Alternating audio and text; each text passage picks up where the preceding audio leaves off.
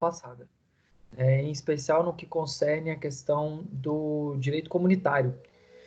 Então, na última aula, a gente nós falamos sobre o Tribunal Penal Internacional, falamos das implicâncias, princípios, fizemos uma crítica às pessoas que criticam o nosso ordenamento jurídico, que serviu não de influência, mas que existe ali vários pontos que são semelhantes nas normas estrangeiras e na norma interna. E aí, então, nós entramos na parte do direito comunitário. E aí, direito comunitário eu deixei para a aula de hoje, para não deixar a última aula tão densa, mas nós vamos falar sobre fases de integração dos blocos econômicos. Então, a primeira questão é, por que os blocos econômicos surgem? Qual é o intento da formação dos blocos econômicos?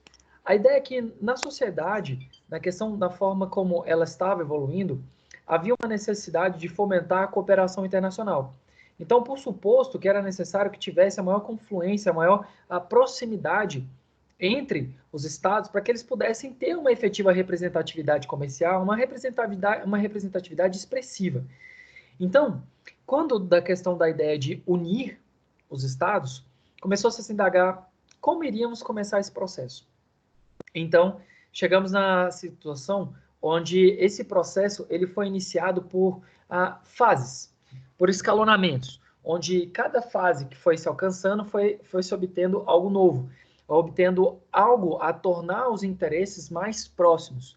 Então, quando a gente fala desse momento de integração, de fazer a caminhada da integração, existe um caminho a ser trilhado, um caminho a ser percorrido.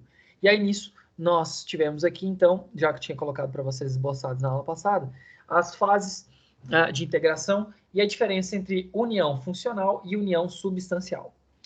Bem, a ideia do que se tem sobre união funcional é quando os países se juntam em razão de uma determinada finalidade. Então, a união funcional nada mais é do que a união para exercício de determinada atividade. Então, existe uma função na qual os estados têm essa proposição, se propõem a abrir mão de parte do seu direito, abrir mão da sua soberania, para que fosse aplicado a determinada circunstância. Mas como o próprio nome diz, a questão da união funcional, ela tem de fato uma função, então ela tem uma atividade fim. Em contrapartida, a união substancial não. Nesse caso, ela busca a integração do Estado, quer dizer, eu tenho ali a própria mudança do ordenamento jurídico interno para permitir que eu possa, de fato, me unir a outro país. Então, lembrando que não é uma hipótese de fusão, é uma união, é o dar as mãos entre os países para determinadas circunstâncias. Então, essa é a ideia da união substancial. E aí, dentre as fases, como eu falei para vocês, nós vamos falar de zona de livre comércio, união aduaneira, mercado comum, união econômica e monetária e união política, sendo uma fase utópica. Mas então vamos abordar uma por uma. Bem, quando a gente fala da primeira hipótese, a questão da ZLC, da Zona de Livre Comércio, nós vamos ter ali que é a fase inicial, na verdade é o princípio daqueles que possuem a intenção de fazer parte de um bloco econômico. Então, nós temos isso daqui como o primeiro passo, que é a eliminação ou a redução quase que integral dos encargos. Quer dizer, é fazer com que haja ali, dentre os produtos, uma transmissão com uma redução dessas tarifas, dos encargos que se tem quando da exportação e importação. Para que se considere, de fato, uma zona de livre comércio, nós temos que há a necessidade de que pelo menos 80% dos bens comercializados entre esses membros desses países que estão fomentados nesse grupo, eles tenham 80% da redução dos seus produtos com essa redução ou eliminação dos encargos. Então, se eu tiver essa possibilidade de circulação sem restrição ou a redução brusca desses encargos entre esses países, eu instituo uma zona de livre comércio. Alguma dúvida sobre essa primeira fase? Está muito rápido? Não? Tranquilo. Beleza. Professor, o que eu precisaria aqui sinalizar um bisuzão para eu marcar? Eu que estou aqui anotando. Coloca o seguinte, ZLC, mínimo de 80% dos bens comercializados sem a tributação ou com a tributação reduzida. Então, se você não tiver esse percentual, você não consegue consolidar uma zona de livre comércio. Tá bom? É a primeira fase de integração. Repete aí de novo, Felipe. Repetir para repetir. O que? O bizu? Vai Exatamente, mínimo de 80%, só para a gente poder anotar. Tá bom. Isso. Fechou. Colocaria o seguinte. ZLC, mínimo de 80% de eliminação dos encargos ou redução do tributo das mercadorias comercializadas entre os membros do grupo.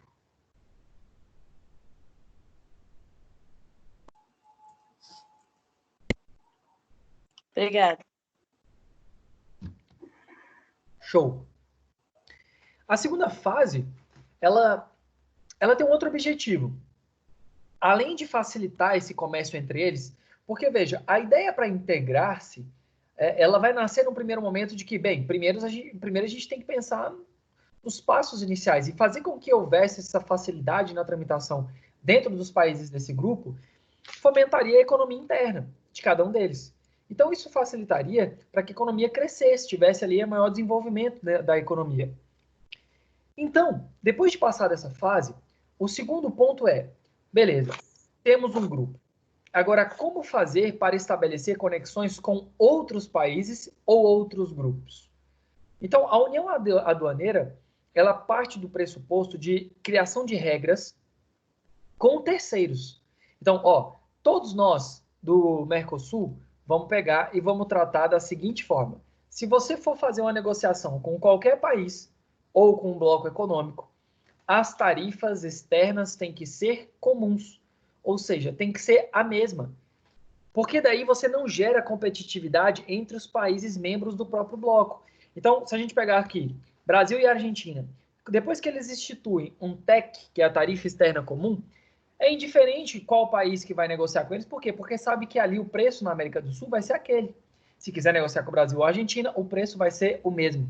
Então, você afasta essa competitividade entre eles e aí, então, você permite que eu tenha ali a possibilidade de que ambos tenham uma mesma tarifa externa e ela sendo comum, a mesma tratativa de acordo. Bizu. Colocaria o seguinte, União Aduaneira. Estipulação de uma tributação externa comum. Vírgula. Objetivando fortalecer economicamente todos os membros do grupo. Top. Repete, vai devagarzinho, por gentileza. Vou repetir o quê? O bizu? A união, o bizu. É o bizu, professor. Mas não, tudo bem, é claro que eu repito. É só porque o meu bizu é de cabeça, né? Então ele nunca vai ficar com a mesma redação. Vixe. É o que a gente tá anotando, eu acho. Eu, pelo menos, eu tô. Vai ser no mesmo sentido, mas não vai ter a mesma redação. A criação de uma tarifa externa comum. É externa. Isso, igual tá escrito ali, ó. TEC. Externa comum. Para negociação com os países. Vírgula. O objetivo é fortalecer economicamente o grupo. O objetivo é fortalecer economicamente o grupo.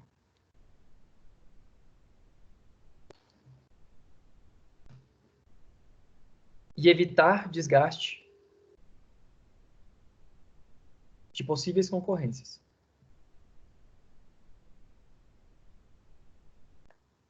Ok, consegui escrever. Show.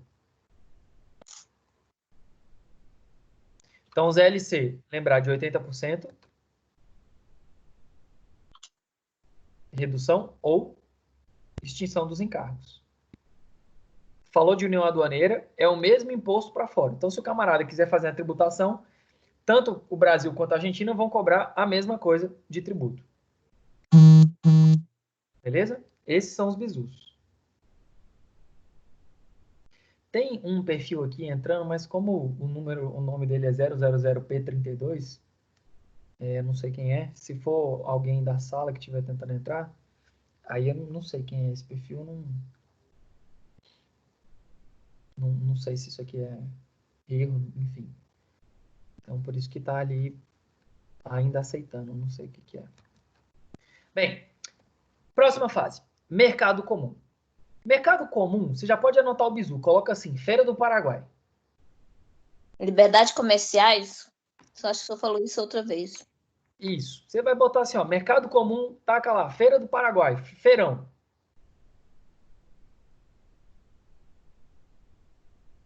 Uma vez que você coloca isso, agora a gente tem que entender o porquê que eu estou falando feirão, feirão do Paraguai. Porque é o seguinte, quando a gente fala de mercado comum... Ah, esqueci uma coisa importante, gente. A União Aduaneira é a fase que o Mercosul se encontra, viu? O Mercosul hoje, nosso Mercosul se encontra na fase de União Aduaneira, na segunda fase. Já no caso do mercado comum aqui, pensa na feirinha do Paraguai. É uma feira que você tem ali diversos produtos, inclusive produtos semelhantes, e ali você tem pessoa paraguaio com brasileiro, com chinês, e não tem problema. Se você vai num canto, vende celular, no outro vende celular também, um vende conserto de celular, o outro também vende conserto de celular. Ali, quando a gente fala da hipótese de mercado comum, é quando eu tenho as liberdades básicas de mercado. Então, você tem a livre circulação de bens. Então, você não tem ali óbice para a circulação de bens, você não tem reservas sobre a circulação de bens. Você tem a liberdade de circulação de pessoas. Lembra da União Europeia? Você consegue tramitar pela União Europeia inteira. A livre prestação de serviço, a contratação de prestação de serviço. E a liberdade de injeção de capital e liberdade de concorrência. Então, essas são as 5 liberdades que o mercado comum. É a liberdade comercial. Então, lembrou da feirinha do Paraguai? Ali todo gato, periquito andando, celular, cachorro, e vende de tudo. Você tem uma liberdade de comércio, você tem as mais diferentes tipos de nacionalidade, você tem ali concorrência entre eles e você tem uma liberdade na prestação de serviço. Então, é basicamente um feirão do Paraguai.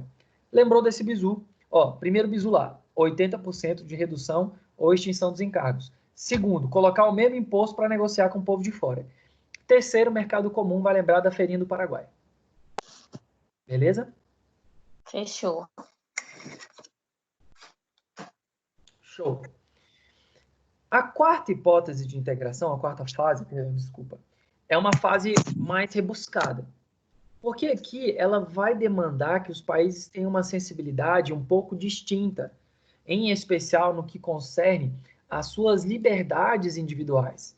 Percebam que quando a gente fala de União Econômica e Monetária, nós vamos colocar uma coordenação comum dos setores de economia, nós vamos ter uma moeda, vai ter um planejamento financeiro para todos os países membros, nós vamos ter um Banco Central unificado. Então, aqui exige uma necessidade de amadurecimento maior, em especial por quê? Porque a intercorrência dessa hipótese da integração União Econômica e Monetária necessita que se tenha ali a possibilidade dos países terem uma conversa e saberem dessa possibilidade da concessão da sua individualidade, abrir mão dos seus direitos individuais no sentido de primar por algo maior no coletivo. Na primeira fase, 80%, já tem uma redução dos encargos.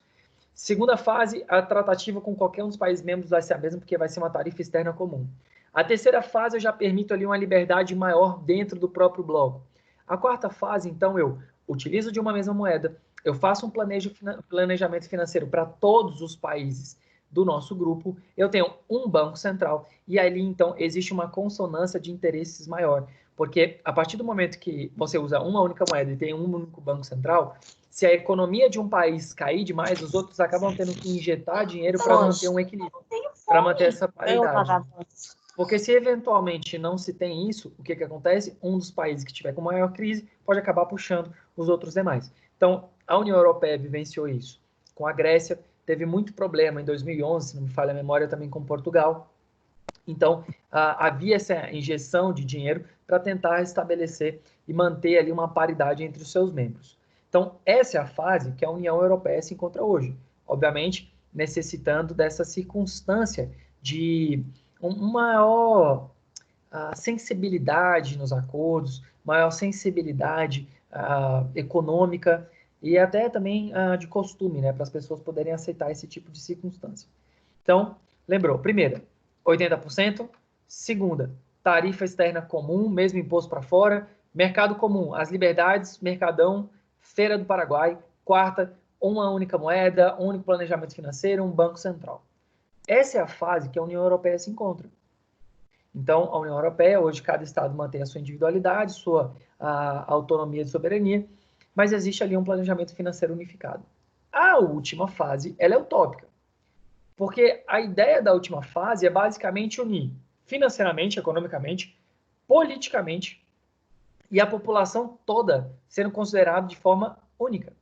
Então, essa daqui é uma representação integral, como se fosse uma constituição de um novo país, uma liderança integrada. Então, obviamente, ela é uma fase utópica, nós não temos nenhum país nesse sentido, mas ela traz essa projeção de reunião coletiva, de unir não só os elementos financeiros, mas também toda a coordenação no sentido político e social. Tranquilos? Professor, Oi. boa noite. Só uma dúvida.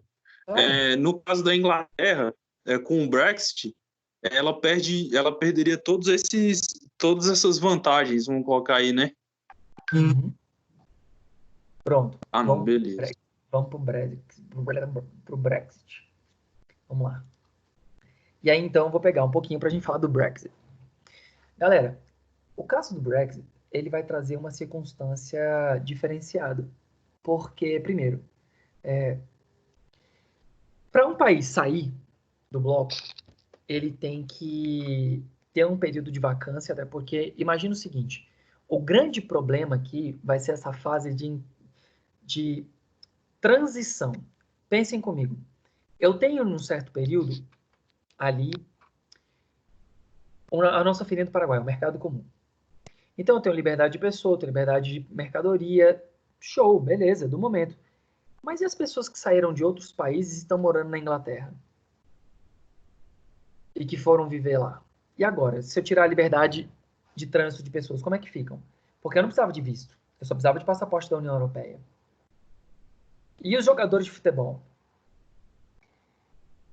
Entende que a questão do Brexit, ela, claro, teve um período de vacância, só que vai ter um período de transição que ele vai ter que se adaptar, porque são vários vínculos. E a pergunta que normalmente me fazem muito é assim, professor, por que então a União Europeia manteve o pound, a libra esterlina, enquanto os demais países mantiveram o euro? Bem, porque quando ela ingressou, não foi uma necessidade cogente que tivesse a mesma moeda. Então, ela optou por manter a sua mesma moeda, era uma moeda forte e não traria prejuízo. Então, houve ali uma questão pelo momento e também pela circunstância, né, que a Inglaterra ostentava. Só que o Brexit, como um todo, ele vai deixar marcas que muito provavelmente não vai ser o direito que vai poder trazer agora, vai ser o tempo que vai poder explicar, porque imagina, a gente tinha consolidação de um bloco econômico e eu já estou residindo naquele país há muitos anos. E aí, eu tenho um direito adquirido ou não? Porque à época havia essa previsibilidade, mas eu nunca precisei dar entrada no visto. E agora? Então, os mercados, os negócios, as pessoas, a educação, o profissional liberal. Então, havia ali uma facilidade de reconhecimento de títulos, havia um programa de intercâmbio que era chamado Erasmus, que tinha esse financiamento pela União Europeia. Então, havia ali diversas circunstâncias, e ainda há diversas circunstâncias, que de fato fazem com que o Brexit seja um casamento que foi para um divórcio litigioso e que está tendo treta o tempo inteiro. Então, o Brexit nada mais do que é um divórcio extremamente espinhoso com diversas circunstâncias inerentes. Então, essa é a condição, é aquela coisa que você quer separar, mas existem muitos imóveis, você não consegue vender, e aí você fica ali preso e tem que pagar aluguel, não tem que pagar aluguel, meu Deus do céu, como é que faz?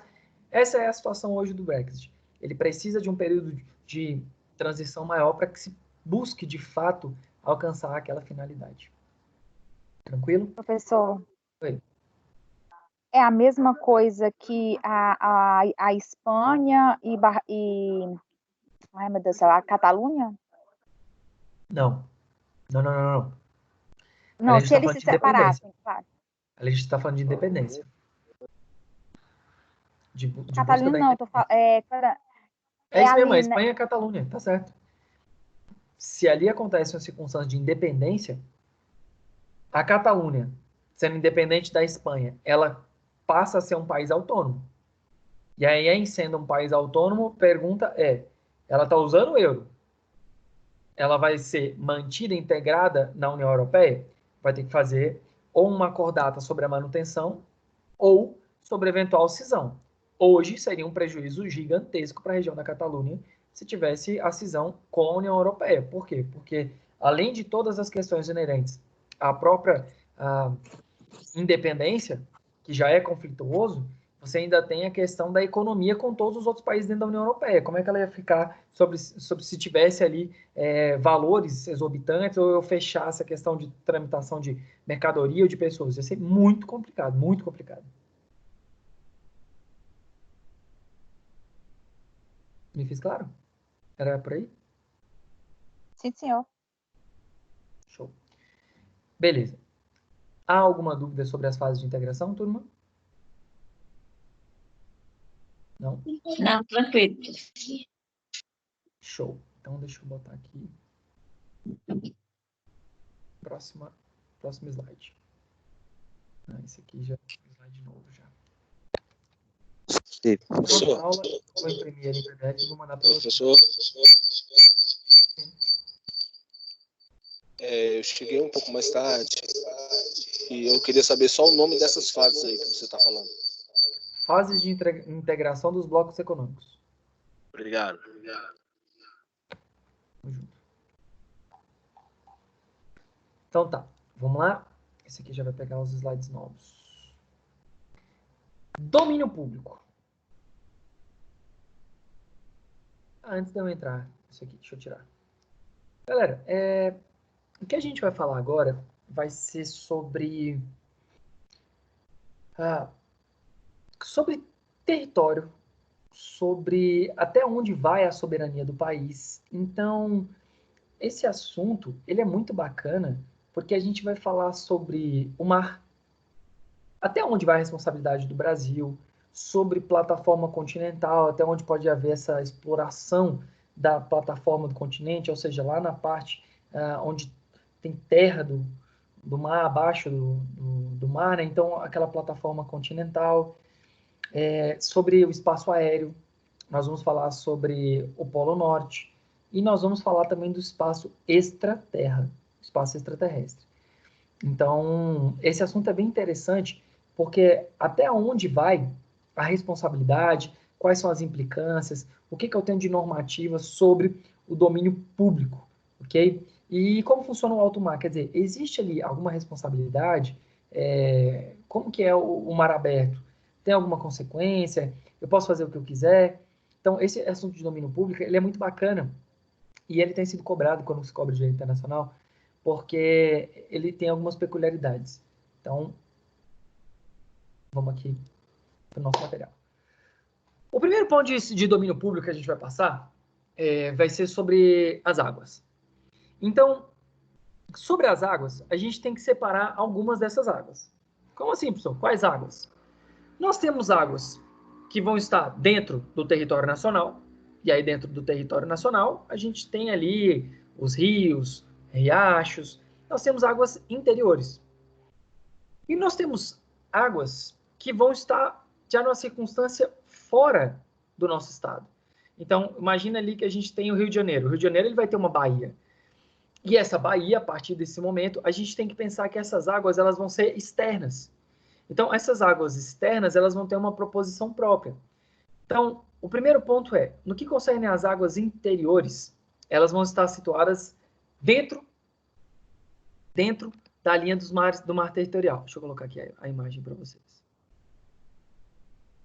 Então, nessa ideia aqui, ó, a gente tem, eu peguei lá no site da Marinha, o primeiro ponto são as águas interiores. Então, se você olhar aqui no lado esquerdo, as águas interiores vão ser aquelas que vão estar internalizadas. Então, ali você tem um maior pedaço de terra, você não tem ali, a partir do momento que você tem o aclive, né, quando você começa a não ter mais a extensão territorial. Então, você encerra ali com a questão das bacias, até onde vai a extensão das bacias. E bem, sobre as características das águas interiores, nós vamos falar sobre a soberania. E o exercício de soberania é aquela onde um país fala que tem a sua autoridade e que ele manda naquele local. E esse negócio de mandar, de exercer a sua soberania absoluta, diz que o país ele só vai abrir concessões se ele assim entender cabível. Só que existe uma disposição muito interessante sobre eventuais pausas para reabastecer ou quando precisa transitar para evitar alguma coisa. Então, esse ato de passagem breve, com o intento de fazer abastecimento, é uma passada tida como passagem inocente. É um direito garantido pelos países, mas não nas águas interiores. Nas águas interiores, o país pode fazer uso da sua soberania absoluta. Então, nesse caso, ele não tem limitação. Ele pode simplesmente impor que não pode entrar nas águas interiores e não vai entrar nas águas interiores. Então, digamos que nós tenhamos uma entrada do mar que alcance um rio e que dessa água você tenha um ingresso para algumas cidades, para alguns estados, enfim. Nesse caso, a gente está tratando de águas internas. Então, a soberania a ser exercida ali vai ser uma soberania absoluta. O país escolhe se vai deixar ou não. Agora, existe uma excepcionalidade na Convenção do Direito do Mar, que vai estar lá no artigo 8º, que vai dizer que se eventualmente tiver uma mudança sobre o traço da linha de território, se tiver uma mudança sobre esse traçado da linha base para a interpretação sobre o que seria água interior e o que não seria água interior, se tiver somente essa circunstância, aí é garantida a manutenção. Perceba que eu estou falando manutenção. Implica dizer que anteriormente ele tinha essa questão do direito da passagem inocente, mas com essa mudança ele não tem mais. Então, nesse caso, preserva-se, mantém-se aquele direito de passagem inocente quando tiver esse novo traçado de linha de base. Tá bom? Professor, um Estado pode fazer acordo para deixar determinado país transitar nas águas internas? Pode, não tem problema, mas isso tem que ser o quê? Tem que ser uma autorização pelo Estado que está recebendo. Alguma dúvida? Felipe, licença, você poderia disponibilizar esse material para a gente? Poderia não, eu vou. Eu irei. Então, obrigada. Eu irei disponibilizar. Professor, eu não entendi muito dessa linha aí que você falou agora, não. Tá, então me faz uma pergunta aí, o que você não entendeu especificamente? Não, porque quando só pôs aquele desenho lá, que o senhor pegou lá na Marinha. Onde que tá a linha ali que o senhor falou?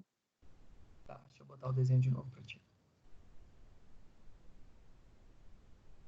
Porque o senhor falou assim, do lado esquerdo, mas exatamente aonde ali? Aqui, ó, aqui em cima, ó. Águas interiores, lado esquerdo aqui, ó, bem aqui onde está meu mouse, ó. Tá vendo? Tá escrito aqui embaixo, plataforma. Ah, tá. Agora sim, entendi. Uhum. Ah, não, perfeito. Uhum. Vem aqui, ó. Tá tranquilo? Tranquilo. Obrigada. Tá. Se você quiser, tem... Deixa eu pegar aqui.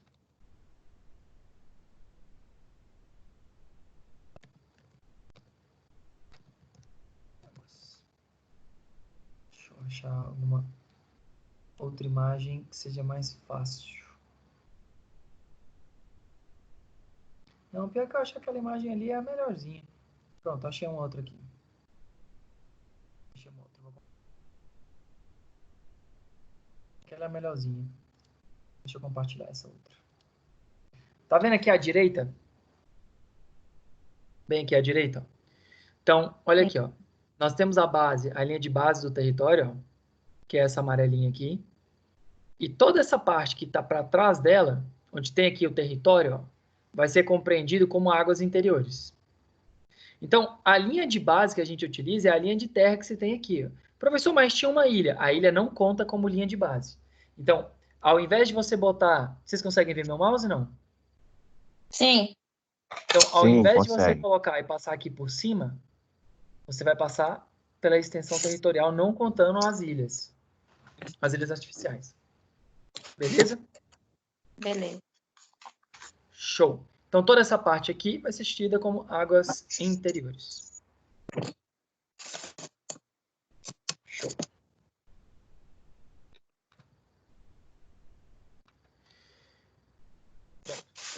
Então, o segundo ponto, nós vamos falar de mar territorial. Então, aí agora a gente já começa a falar do mar propriamente.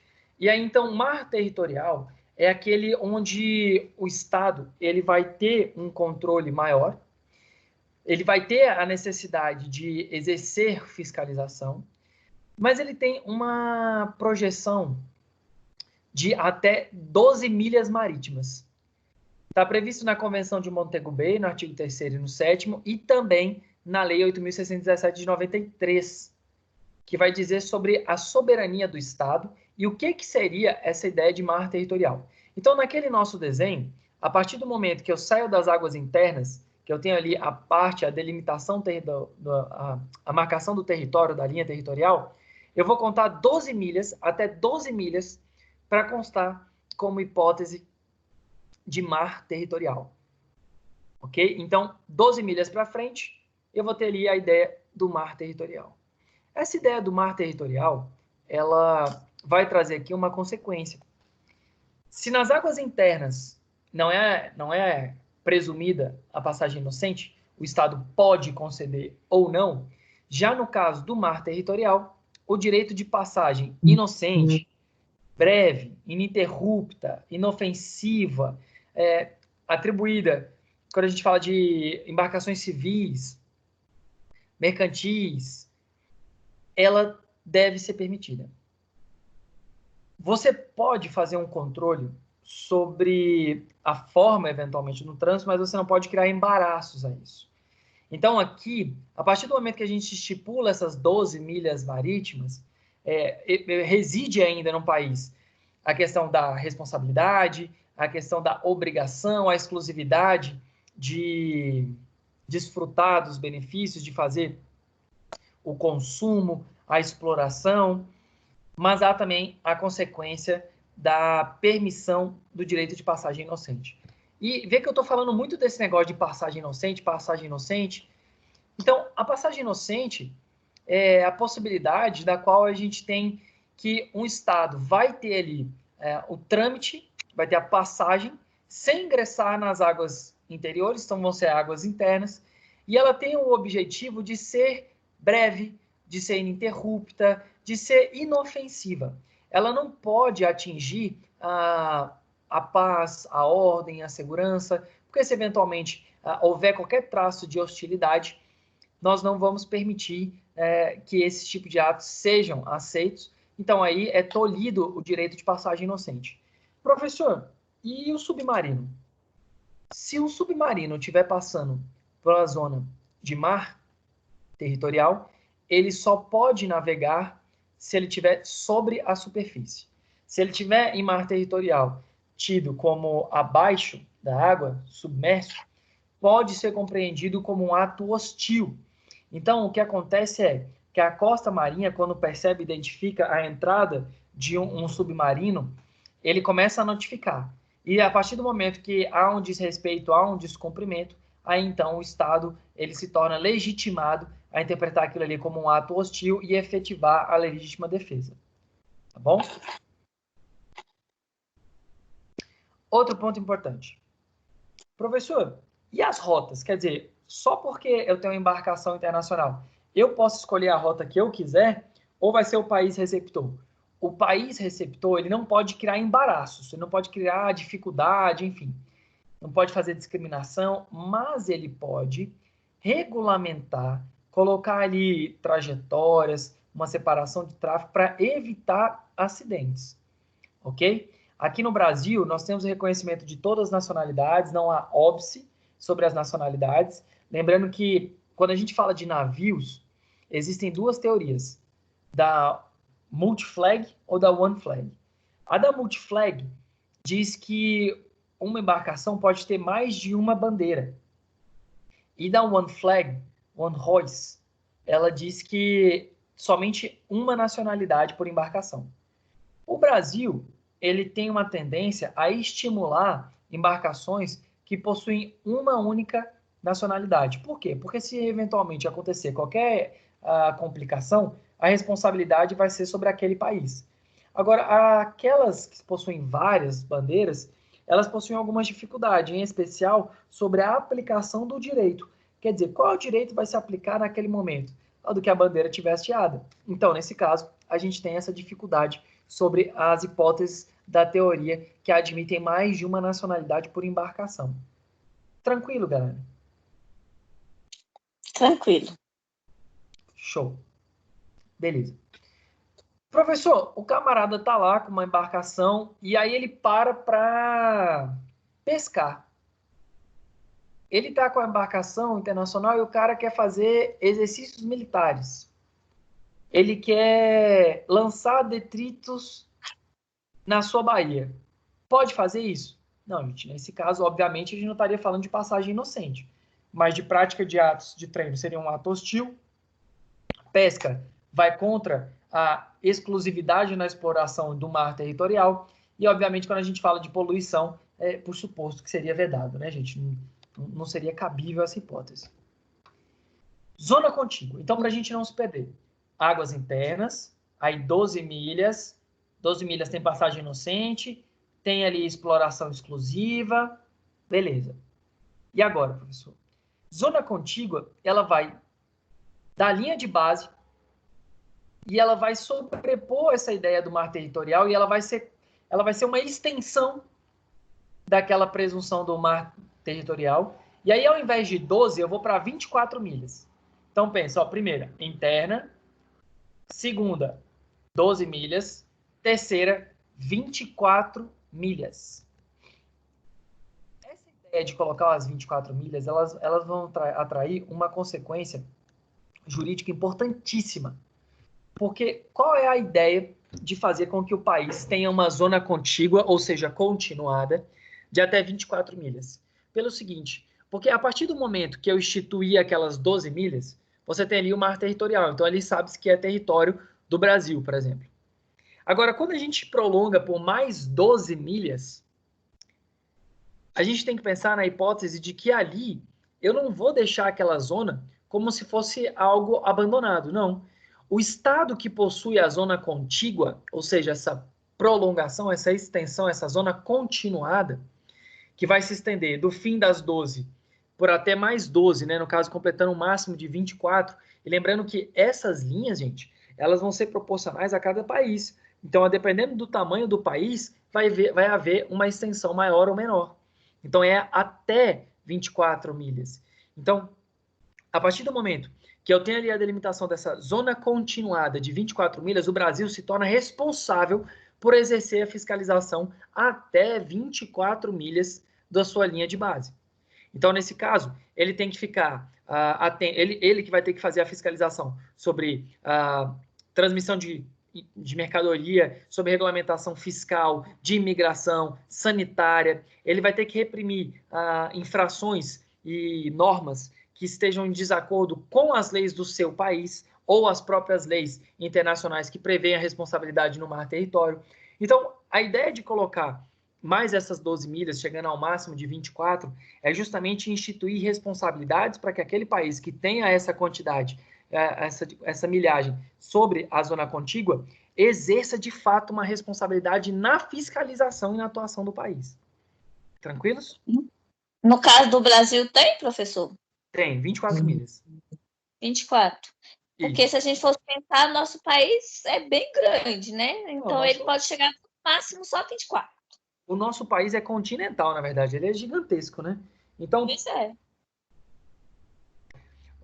O nosso Brasil, ele chega a atingir o máximo de todas as quantidades que a gente tem aqui. Ele atinge todos os limites que são necessários.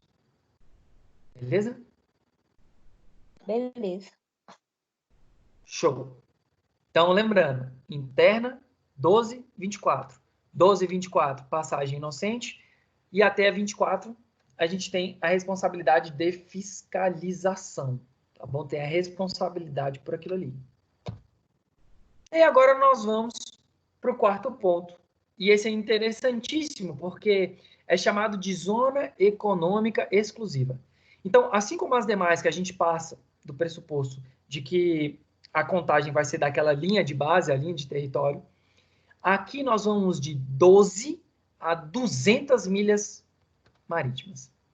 Então, aqui é uma das maiores extensões que a gente consegue verificar, porque nós temos toda aquela ideia depois do mar territorial até 200 milhas, instituindo que somente aquele país poderá exercer atividade de exploração, aproveitamento, conservação e gestão de recursos, vivos ou não, das águas que ali estão.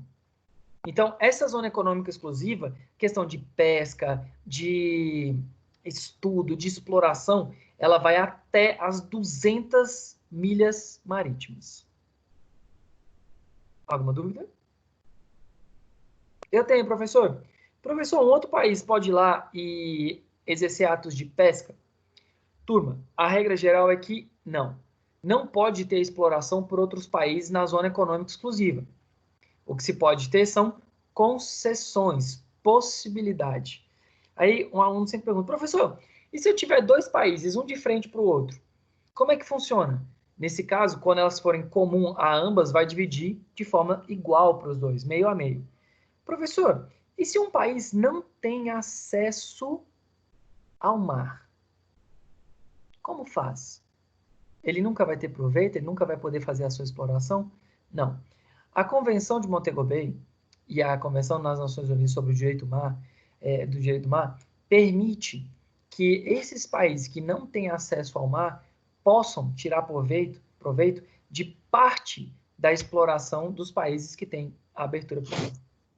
Então, é uma disposição de direito internacional que cria um caráter de permissão de exploração, uma exploração obviamente controlada, pelos países que não têm acesso ao mar.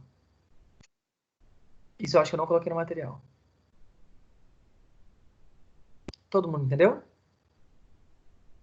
Sim. A turma tá tão caladinha hoje. Então, retomando. Águas interiores não tem direito de passagem. Interno. Mar territorial, 12 milhas, tem direito de passagem, exercício de soberania. Vai, obviamente, permitir a passagem, desde que breve, ininterrupta e inofensiva. Mar territorial, 24 milhas. Vai continuar com o dever de fiscalização. Ali, somente o Estado vai poder fazer a exploração de igual forma, mantém-se a ideia de passagem inocente. Zona econômica exclusiva, até 200 mil milhas, a depender do tamanho do país que o tem. Nesse caso, somente esse país poderá exercer atos de exploração, ressalvadas se houver concessão e, nos casos dos países que não têm abertura para o mar, há também tratados de acordo entre eles para a possibilidade de exploração de parte daquele território. Tranquilos até aqui? Professor, Diga. se um crime acontece na zona econômica exclusiva, a competência, em regra, já seria do Brasil? Não. Depende. Depende pelo seguinte. Em tese, nós vamos ter esse exercício da soberania, em tese da aplicação da norma, ficar distrito só à questão da zona contígua. Então, em tese, da zona econômica exclusiva, se a gente vai falando de circunstâncias que não compete à ofensa à normativa internacional, que ofenda ao nosso direito como Estado soberano, então, em tese, somente até a zona contígua. Só que aqui a gente tem outra disposição, Aline, que é muito importante, que é sobre o tipo da embarcação. E dependendo do tipo da embarcação, a gente pode atrair a competência ou não. E aí, então, o Paulo Portela, ele traz uma disposição muito específica sobre a questão da aplicação do direito penal. Então, eu não ia tratar, mas já que você falou, eu vou acabar tocando um pouco nessa parte. Mas traz algumas responsabilidades, porque quando a gente fala de mar, nessa circunstância, ele tem soberania para fins de exploração, mas não quer dizer que vai ter soberania para fins da aplicação da norma penal. Então, aqui, a nossa vinculação de responsabilidade, ela vai somente até a zona contígua. E mais, quando a gente fala da questão da zona contígua, nós temos que identificar ainda se esse navio ele é comercial, se ele é civil, porque se ele for estrangeiro, nós temos aqui no nosso Código Penal, artigo 5º, parágrafo 2º, diz o seguinte: aplica-se a lei brasileira ao crime praticado a bordo de embarcações estrangeiras de propriedade privada, que se encontram em território nacional, em porto ou mar territorial do Brasil. Ademais, o Estado costeiro poderá tomar medidas previstas no direito interno a fim de proceder ao apressamento e investigações a bordo do navio estrangeiro que passe em seu mar territorial procedente de águas interiores. Quando a gente fala da zona contígua e a responsabilidade de fiscalização, haveria uma prolongação da responsabilidade estatal. Mas, de toda sorte, você percebe que o dispositivo internacional ele é enfático no que concerne às embarcações estrangeiras privadas. Ou seja, as embarcações internacionais que não sejam privadas, que tratem de embarcações de guerra, ou então estaduais, não, seriam nacionais, né? Seriam estrangeiras como um todo, que seriam de responsabilidade do Estado, aí, no caso, haveria um gozo de uma imunidade de jurisdição. Beleza? Me fiz claro? Beleza. Sim. Show. Tranquilo. Esse livro é muito bom. Quem tiver oportunidade, eu recomendo demais. Esse livro é maravilhoso. Eu só monto aula com ele. Qual livro? Esse aqui é o do Paulo Portela, Direito Internacional Público e Privado. Eu comprei a última versão dele, eu não lembro onde estava, eu tinha a 9ª versão, mas de qualquer forma ele continua super atual, ainda que seja alguns anteriores, sobre a questão da lei do estrangeiro. Porque a lei de imigração ela mudou, se não me falha a memória, em 2017. Então, se for anterior a isso, você não vai ter sobre a lei do estrangeiro. Mas se for posterior, a última mudança, não sei, foi em 2018? Não, a lei do estrangeiro, acho que a questão da lei do fluxo migratório é de 2018. Então 2018, com certeza, 2018. Então, se for anterior a 2018, muito provavelmente não vai ter. Então, eu recomendo o livro de 2019 e 2020 para o direito internacional privado. Direito internacional público não teve tanta mudança significativa assim, não. Só alguns tratados internacionais, a circunstância do Mercosul com a Venezuela, mas, em suma, é a mesma coisa. Bem, aqui eu trouxe para vocês a questão da disposição normativa sobre a zona econômica exclusiva e os artigos. Então, a gente tem aqui sobre a questão, no exercício de sua jurisdição tem um direito exclusivo, aí vai lá. Investigação científica, proteção e preservação do meio ambiente, construção, operação e uso de todos os tipos de ilhas artificiais.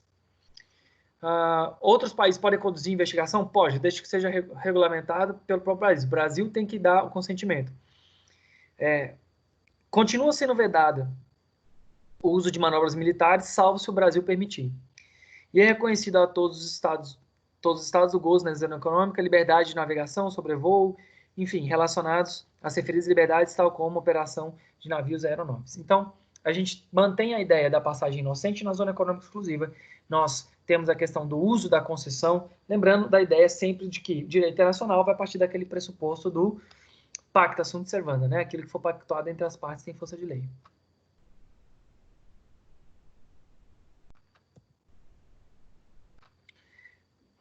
Ficou um a mais, ó. Bom que eu vou ter que arrumar. Não. Show. Então, prosseguindo. Gente, a parte de cima do mar é fácil você identificar pelas milhas náuticas. Ou as milhas marítimas. Você consegue identificar fácil. Então, você consegue ver que, no caso, tem ali uma extensão sobre a água. Você consegue verificar. E sobre o fundo, sobre aquilo que toca o centro, lá embaixo, toda a extensão de baixo.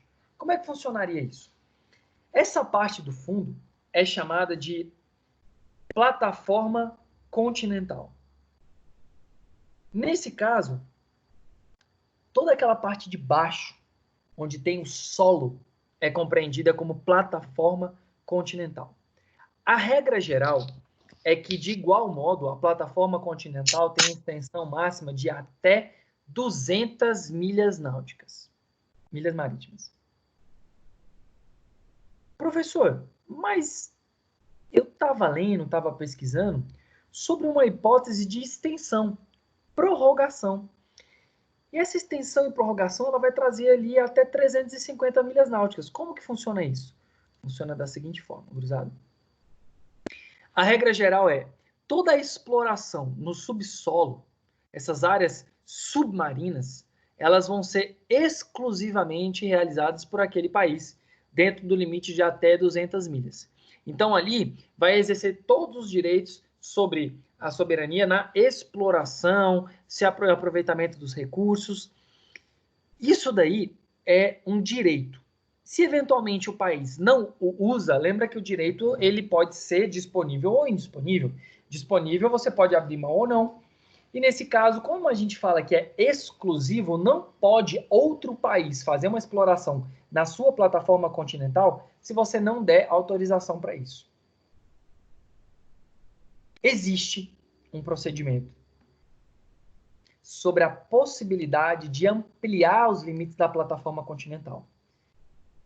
Esse pedido de requerimento de extensão, ele vai ser direcionado à Comissão de Plataforma Continental das Nações Unidas e vai ser apreciado a possibilidade de extensão até um limite máximo de 350 milhas de apreciação. Então, a regra geral é águas internas, 12, 24, 200, 200. Águas internas, soberania interna, 12, passagem inocente, 24, ainda tem a necessidade de intervenção e de controle, 200, econômico e exploração sobre a água, 200 na terra, no subsolo, plataforma continental. Então, lembrou desses macetezinhos? Já está do momento. Agora, o pedido de extensão possui a limitação de que eu possa prorrogar, estender, prolongar de, ao invés de ser 200, e até 350. Implica dizer que não vai ser mais 350, mas sim o máximo de 350. Tranquilos? Tranquilo. Nenhuma dúvida? Tranquilo. Show. Na hora da prova, hein? É, a turma Na tá hora da- muito... Na hora da prova eu fico com dúvida. Na hora da prova tem a dúvida, né? Professor, e o alto mar? Quer dizer, passou das 200 milhas, e aí? Aí é bagaceira? Ninguém é de ninguém? Não. O alto mar, galera, essa região que de fato não é de ninguém, é de todos, é um patrimônio da humanidade. Então, a gente está falando ali de circunstâncias que vão além daquelas projeções, além daquelas extensões territoriais. E ali, curiosamente, nós vamos ter as convenções de Montego Bay prevendo também as liberdades. Então, vai ter liberdade de navegação, de sobrevoo, de colocar cabos e dutos marinhos, de construir ilhas artificiais, vai poder ter a Professor, liberdade de... Oi. se acontece um assassinato em alto mar, dentro de um navio, vamos dizer, aí vale a regra de ser navio Da privado, vai ser da nacionalidade da embarcação. da nacionalidade, depende da bandeira do navio, né? Isso. Ah, tá. É isso. Professor, uma pergunta. No alto mar, que lá, como se diz, não é de ninguém, é de todos. Sim. Então, quando todos os países quiserem explorar, pode. Pode. Pode pescar, pode colocar, pode fazer investigação científica, pode construir ilha, pode passar cabo e duto, pode voar, pode navegar. Ok. Agora, claro, tem algumas consequências. Se você causar dano, obviamente você vai ser obrigado a reparar. Então, qual era a discussão que se tinha? Que antigamente ficava se testando bombas atômicas no fundo do mar, em alto mar, e isso daí começou a ter consequências. Então, esse tipo de teste nuclear ele foi sancionado justamente por causa disso, pela questão do dano que estava causando ao ecossistema. E não só isso. Como não é de ninguém, é de todo mundo, os países eles devem agir em cooperação para punir tráfico de drogas, tráfico de pessoas, pirataria, emissão de ondas e frequências não autorizadas, eventualmente prestar socorro. Então, todas essas outras responsabilidades, em que pese não ser obrigação própria de um país ou de outro, nesse caso, devem ser mantidos por todos os países em sentido da cooperação internacional. Beleza? Na prática, professor, não acontece isso não, né? De fato. Mais ou menos. Mais ou menos. Na verdade, não é que não acontece, é que acontece menos, né? Porque hoje em dia vocês Não, têm... há muita omissão Não, claro. no mar aberto. Claro, com certeza. O que mais pega mesmo é tráfico de gente. Tráfico de gente normalmente costuma dar muito problema. O tráfico de drogas tem de ambas as hipóteses, às vezes tem até, não posso falar isso obviamente com apontação direta para um país ou outro, mas facilitação ali dentro do porto, facilitação e enfim, existe. Rios. Pessoal, mas rio é interno, né? Depende. Tem rios que cruzam vários países. E tem rios que cruzam 2 países ao mesmo tempo, ou mais. Então, nesses casos dos rios, se eles estiverem contíguos, ou seja, estiver tocando 2 ao mesmo tempo, os 2 vão ter que se utilizar da regra de pactuação entre eles para estipular as regras. Então, se eles forem contíguos, os estados vão ter que decidir entre eles o que pode fazer para dividir aquilo ali. E se eu estiver falando de sucessivos, a regra geral é: sucessivos conta-se como água interna. Então, um país só vai autorizar o outro se ele quiser. Beleza? Se tiver a estipulação da vontade. Sucessivo quando passa por vários. Então, ele passa por um, depois passa por outro. Não necessariamente por vários, mas pelo menos por mais de um. E contigo toca os 2 ao mesmo tempo. Tá bom? Então, eu coloquei ali para vocês alguns importantes, por exemplo, Rio Amazonas, Paraná, Paraguai e Uruguai. E aí a gente teria a questão do Prata, né, estuário da Prata, que você tem ali tratados que permite a questão da navegação, tem tratados sobre a parte econômica do uso desses rios.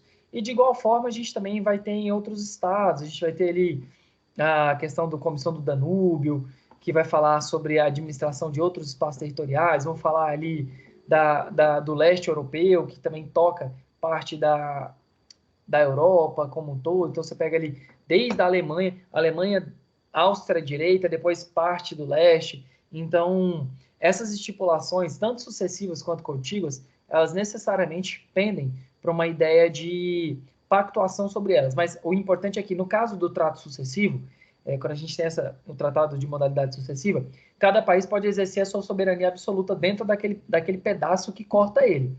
Se for contíguo, ou seja, comum aos 2 ao mesmo tempo, aí é importante que se tenha um tratado internacional sobre qual é a extensão de cada um de soberania e haver uma pactuação entre eles. Por quê? Porque não tem uma norma internacional que vai limitar como que funcionam os rios contíguos. Então, os próprios países vão ter que decidir entre si como colocar nessa hipótese quais são as regras atreladas aos contíguos. Alguma dúvida? Tranquilo. Então, para reforçar. Tá tranquilo. Para reforçar, vamos lá. A fonte, novamente falando da Marinha. Águas interiores. Então, deixa eu perguntar aqui. Deixa eu dar um alt tab para ver quem está online.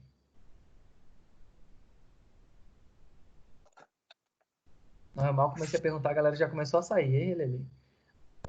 Aline, tá por aí? Aline Cecília. Sim. Show. Nas águas interiores, a passagem inocente é um direito absoluto para os países estrangeiros? Não, ela é exclusiva.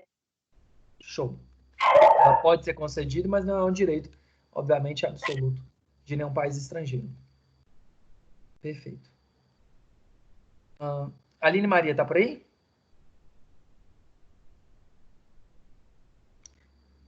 Alisson? Tá sem fone, professor. Será que o Rossifone liga hoje? É bom que a turma hoje está tão caladinha que, Nossa Senhora. Impressionante, peraí. Alisson, Rossifone está te ligando aí, peraí. Liga. Cadê o... Sorte do Alisson que não tô achando o telefone dele aqui no grupo. Mas... Alguém manda pro professor aí. Alisson. Aqui, achei. Não tá no grupo não, mas tá aqui. Alisson, Rossifone está te ligando. Ligue. Tá aí, Alisson?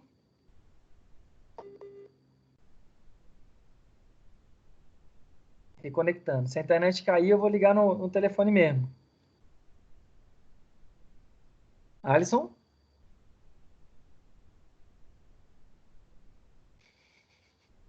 Vou tentar mais uma vez aqui.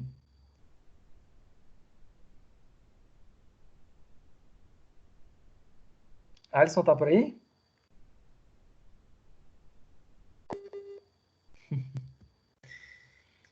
Tá dando um problema na ligação. Então ele escapou.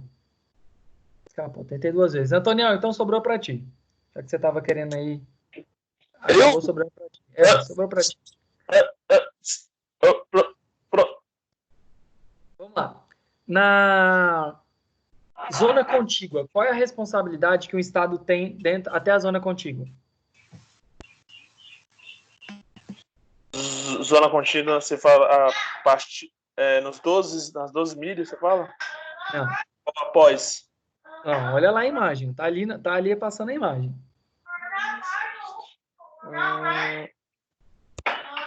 Calma aí. Faz a pergunta de novo que eu não entendi. Quais são as responsabilidades do Estado até a extensão da zona contígua?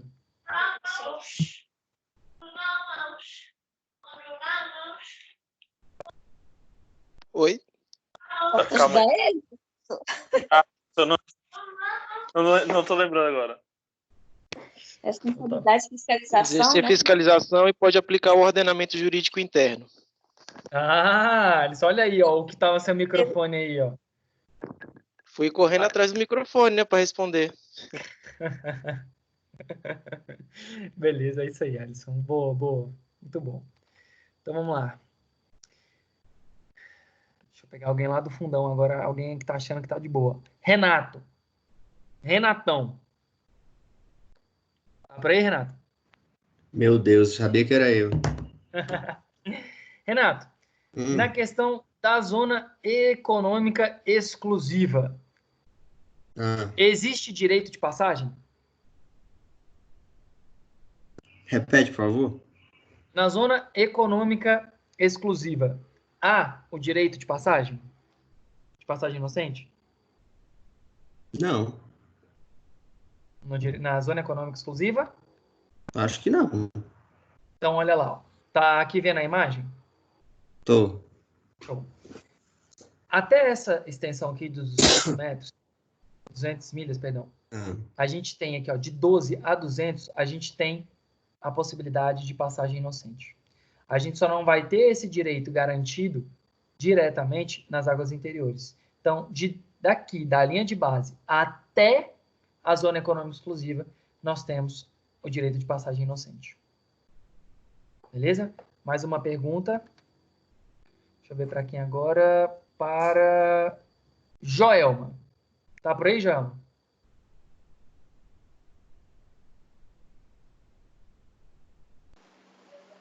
Oi.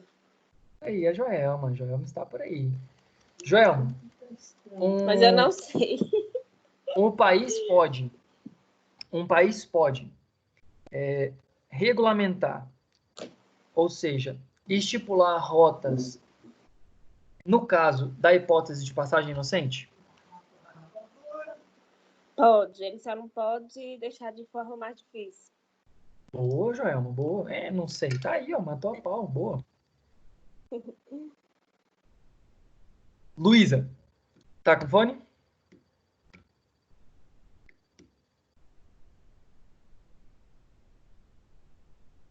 Para ser justo com você. Tem problema não, Lu? Vamos então de Rossifone? De Telerossi, vamos lá.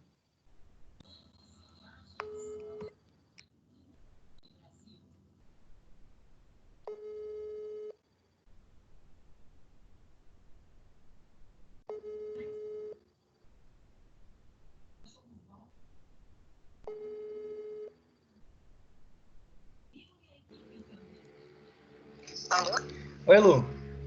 Tá conseguindo ouvir? Tô. Show, beleza. Sobre a extensão da zona econômica exclusiva. Qual é o máximo que pode ser atingido e quais são os direitos do Estado que pede a extensão? Ele vai de 12 a 200 milhas marítimas. Sim. E essa parte do direito eu não anotei, professor. Tá. Então, vamos lá, para todo mundo prestar atenção. Pode ir até 350 com pedido de extensão e o direito são os mesmos da zona econômica exclusiva, ou seja, somente aquele Estado que possui aquele direito pode explorar aquela área. Beleza, Lu? Beleza. Show. Valeu, professor. Então, tranquilo. Show. Beleza, estou satisfeito. O Telerossi já causou o seu terrorismo noturno. Então, vamos continuar aqui com a nossa aula. E, Alexandria, não ri não, que eu tô vendo que você tá querendo rir aí. Senão, daqui a pouco eu ligo para ti. Galera... Precisa ligar, não. Eu tenho câmera e tenho o microfone. Então, ótimo, porque daí eu já vou pedir com câmera, já vou pedir tudo. Vai ser live. Já que você tocou no meu nome, vou perguntar. Você vai falar alguma coisa sobre a Antártida? A Antártica. Antártida. Antártica. Isso, Antártica. Isso, olha aqui, ó, na nossa tela. Ah, tá bom. Claro, eu acho que talvez pelo avançar da hora e pela questão da quantidade de conteúdo, não seria muito saudável a gente ir até ela hoje. Mas vamos tentar sim. Bem, sobre o direito do ar, é muito interessante porque ele vai ser próximo do mesmo Instituto de Navegação. Na verdade, parte da doutrina já começa a ser diferenciada no seguinte: se há, de fato, um direito autônomo sobre o direito aéreo e o direito marítimo. Então, aqui, a gente tem essa discussão sobre se, de fato, é um direito do espaço aéreo ou se o direito do espaço aéreo é só uma derivação do direito marítimo. Obviamente, nós começamos a navegar muito antes de começar a voar. Então, parte da doutrina entende que o direito aéreo é só uma derivação da ideia de navegação que existe também no direito marítimo. E é por isso que a gente tem algumas regras muito próprias do direito marítimo que não vão ser possíveis de ser aplicadas ao direito aéreo por algumas especificidades, mas em especial, perdão, porque o direito aéreo vai trazer uma discussão muito séria sobre a proteção da soberania. Então, como princípios elementares, tanto Portela quanto diversos outros doutrinadores colocam dessa forma nos seus livros. A soberania exercida pelo Estado é absoluta no seu espaço aéreo. Abarca todo o território e o mar territorial. Então, nesse caso, para que um Estado, para que alguma aeronave possa transitar nesse espaço, ele precisa necessariamente de autorização daquele Estado. Porque se, eventualmente, for descumprido... luta da aeronáutica ou do... não lembro, ela está sem microfone. Eu não lembro se ela é da aeronáutica ou da marinha, mas se ela for da aeronáutica, ela vai lembrar bem disso. Eu acho que ela é da aeronáutica. Tinha duas, a Renata e a Luísa.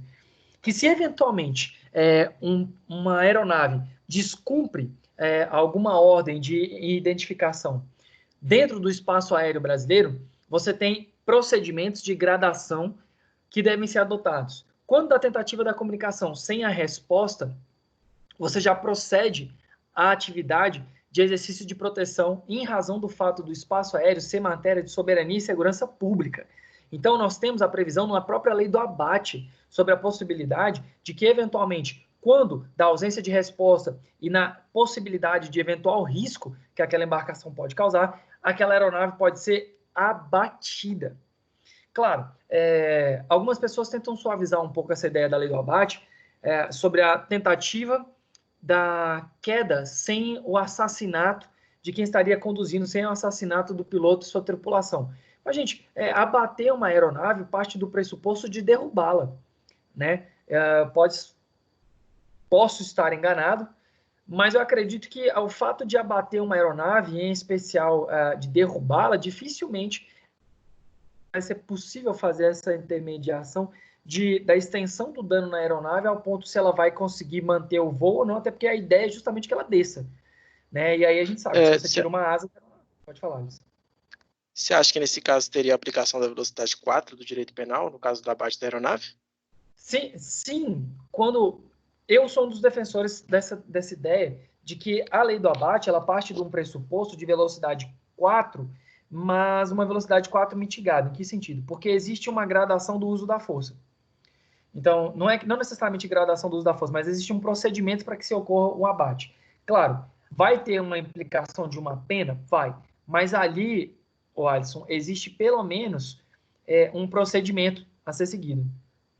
Então, existe um procedimento que pode ensejar na imputação ou aplicação da pena de morte sem o julgamento, mas existe algo procedimental.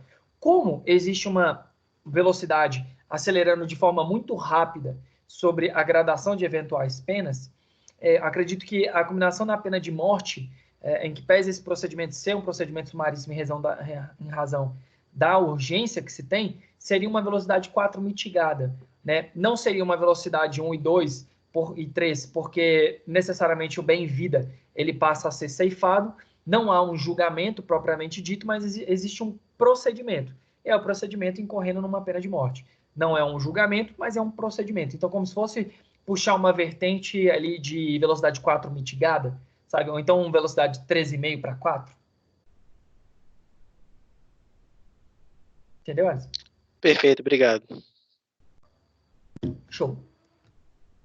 Então, como a gente fala de soberania absoluta do espaço aéreo, obviamente que uma aeronave só vai poder pousar lá, passar por lá, se tiver a autorização.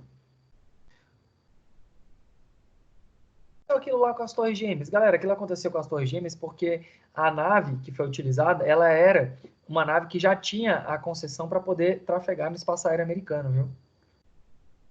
E aqui, então, a gente tem as principais normas sobre o espaço aéreo.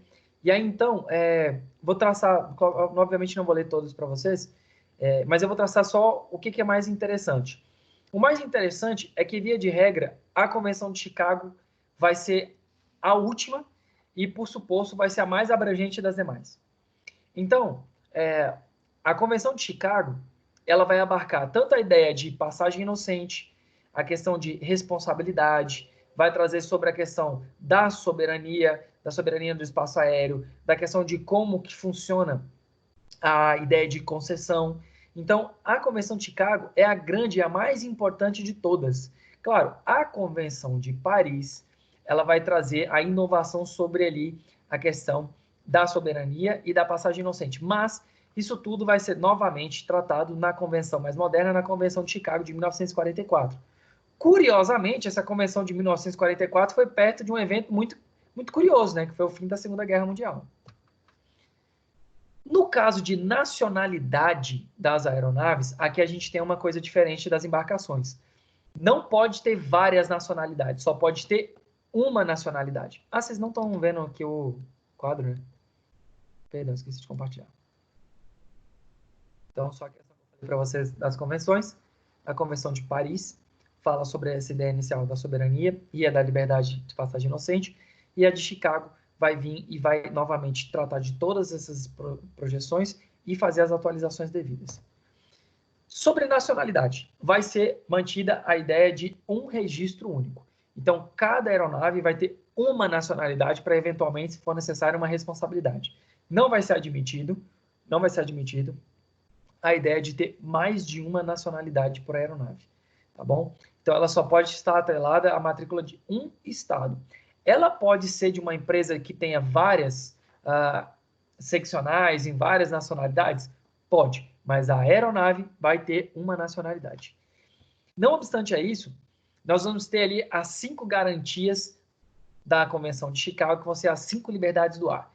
Então, a primeira, direito de sobrevoo, de escala técnica, de embarcar e desembarcar mercadoria, passageiro, correio, embarcar mercadoria, passageiro. Então, embarcar e desembarcar vão ser 2 coisas distintas, óbvio, embarcar de entrar e desembarcar de poder deixar, todas as mesmas projeções. Mercadoria, passageiro, correio, e voltar para o seu território ou ir para um território estrangeiro. Então, a primeira de sobrevoo, de poder fazer o sobrevoo no país, de escala técnica, embarque e desembarque, e aí, por fim, o direito de embarcar passageiros, mercadoria e correio com destino ao território de qualquer contratante e direito de desembarcar passageiros e mercadoria originários de território de qualquer estado contratante. Então, a liberdade 3, 4 e 5, ela fica atrelada à ideia de poder pegar uma pessoa ou algo e poder deixá-la em outra localidade. Então, independente de ser a ideia de uma projeção do contratante ser um nacional ou não, é o fato de poder ir lá deixar algo. Então, nós tivemos um problema com relação aos respiradores que vinham da China e pararam nos Estados Unidos. Lá era garantido o direito de escala técnica, para poder pegar e fazer a questão do abastecimento e afins. Digamos que, olha que curioso, vamos pegar uma empresa japonesa que vendeu para a China e a China pegou, comprou esses bens dessa empresa japonesa, que foi para os Estados Unidos e que depois veio para o Brasil. Olha o tanto de nacionalidade inerente. E quem contratou foi a Bolívia, só que a Bolívia estava com o aeroporto fechado. Então, entende que você tem ali uma projeção de várias nacionalidades, e quando a gente falou da Convenção de Chicago, a gente está falando de 1944, e essa evolução sobre os direitos de navegação aérea, eles ainda eram muito iniciais, projeções iniciais, até porque a gente vivia um período muito perigoso, e criar essa estipulação de liberdade já nessa época foi uma evolução sem precedentes. Tranquilos? Professor, oi. Quem é que fica responsável pela jurisdição no caso de abatimento dessas aeronaves internacionais? O país que abateu. O país que abateu. Salvo se for uma ilícito internacional. Então, por exemplo, nós tínhamos ali, se não me falha a memória, na época da Crimeia, a gente teve o abatimento de uma aeronave russa no território ucraniano. Então, a competência para apurar se seguir o procedimento, ela vai ser de soberania nacional. Então, a própria Ucrânia precisa demonstrar o protocolo de seguimento para que fosse realizado eventual abatimento. E o país que teve a sua aeronave abatida pode buscar nos tribunais internacionais eventuais reparações. Professor, aí seria um tribunal, o TPI, ou seria qual? Opa, TPI só pode julgar o quê? Pessoa? Ações penais e pessoas... Só pessoas físicas. Pessoas físicas, é por então, isso mesmo... Isso, só poderia julgar pessoas físicas. Quem é que teria essa jurisprudência? No caso, a minha dúvida era jurisdição, perdão. Beleza. Sobre jurisdição no caso da busca da reparação civil. Tanto da reparação civil quanto da reparação penal, né? Porque isso aí, querendo ou não, pessoas que tinham sua vida tutelada por algum estado acabam sendo cesseadas, né? Pois é, mas, Enio, pensa comigo aqui na questão penal. Se a gente não conseguir pormenorizar um indivíduo que tem agido na intenção de cometer alguma daquelas hipóteses que a gente viu sobre o Tribunal Penal Internacional, o Estado estaria na representação, até porque soberania dual é soberania absoluta. Salvo, digamos o seguinte, tem aqui uma aeronave, tudo certinho, tudo correto, e aí vem algum militar que tinha ali acesso aos meios para exercer esse abate, e vai lá e abate uma aeronave totalmente irregular. O Brasil vai responder pelo ato cível de reparação, e o camarada pode vir a responder penalmente no âmbito internacional, se verificado que ele cometeu uma das hipóteses do Tribunal Penal Internacional. Se eu não conseguir individualizar, eu tenho o quê? Eu tenho uma pessoa que matou várias outras no avião. Então, ele cometeu homicídio em concurso formal ou concurso material? Concurso formal. Entendeu? Aí a jurisdição vai ser interna. Compreendo. Ficou claro? Tranquilo. É porque fica mais fácil você verificar se é um crime internacional ou não quando a gente faz essa projeção, né? Também tem aquelas questões também que só a responsabilidade ela passa por aqueles quesitos que você havia falado na última aula. Exatamente. Diga. No caso de um avião que ele está vindo, e aí a aeronave não dá todos os comandos. Nesse caso, ele pode ser abatido direto ou ele precisa de uma ordem superior confirmando. O trâmite para que seja realizado o abate? Não, primeiro momento, quando ingressa no espaço aéreo e ele não apresenta identificação, então assim, primeira tentativa de contato, não foi possível estabelecer contato, não teve resposta, os caças já vão ser, primeiro, a autoridade maior referente à segurança, ela já é notificada, então ali você já tem a disposição da aeronáutica já identificando. Aí o Ministério das Forças Armadas, ele recebe uma notificação sobre a ausência de resposta. Quando você tem ali um objeto voador que ele não se identifica, não apresenta identificação, ele é um corpo estranho. Então, é emitida a primeira hipótese, não é emitida a primeira hipótese de notificação já dentro do espaço territorial, é verificado pela trajetória. Quando dá ausência de resposta, já são dispendidas aeronaves para acompanhar. Se na outra tentativa de contato não for possibilitado, aí a gente tem que ver a escala hierárquica para quem vai poder realizar esse tipo de ato. Via de regra, a gente tem aquelas responsabilidades presumidas, como chefe do executivo, a ministro da defesa e a hierarquização dentro do serviço militar da aeronáutica. Mas acho que a gente tem até membros da aeronáutica aqui na nossa sala. Porque até o conhecimento que eu tenho, que mesmo fazendo esses procedimentos, tem que ter uma autorização maior, entendeu? Porque não é só o procedimento, é porque você vai fazer algo que vai trazer publicidade, entendeu? Para o país, o que aconteceu. Tipo assim, tem todo um requisito para poder ser abatido. A não ser no caso mesmo de guerra, quando já vem proposital, né? Então já está sabendo, é outra história. Mas quando vem um avião, alguma coisa que ainda está passando, não tem nenhuma resposta, nem algo, pelo conhecimento, né, que me passaram, tem que ter um aval de algo superior. Não, tudo bem, tem que ter, mas pensa comigo o seguinte, se você esperar demais, o cara entra no seu território.